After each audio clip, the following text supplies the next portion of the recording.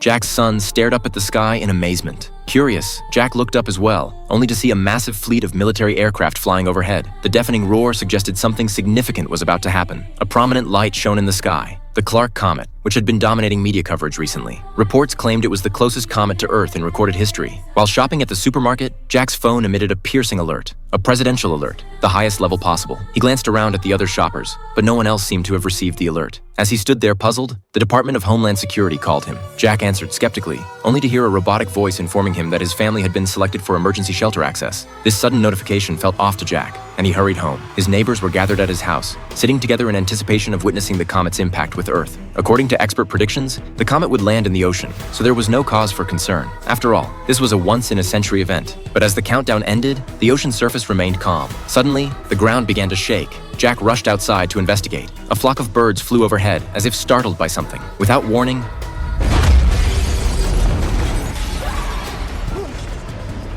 a massive shockwave knocked him to the ground. Seeing the enormous mushroom cloud in the sky, he knew time was running out. He quickly returned inside. Everyone's earlier excitement had vanished. News footage of the debris impact came through. The fragments had struck Central Florida of all places. The trajectory predictions had clearly been way off. Though called fragments, these pieces were the size of football fields. The resulting shockwave could be felt over 1,500 miles away. Everyone descended into panic. At that moment, Jack received another presidential alert. His neighbors' phones remained silent. The Department of Homeland Security called again, instructing Jack and his family to report to a designated Air Force base by 9:45 p.m. No others could accompany them. They then sent an identification QR code to his phone. Upon arrival at the Air Force base, presenting this code would grant them flight clearance. After packing their belongings, the family drove toward the designated base. But just as they were leaving, a neighbor stopped him, begging Jack to take his child. However, the instructions had been explicit, only immediate family. With no other choice, Jack pressed the accelerator and drove away. The route to the military base was clogged with countless vehicles. They didn't arrive at the Air Force base until 9 p.m. The place was already packed with people, most of whom hadn't received clearance.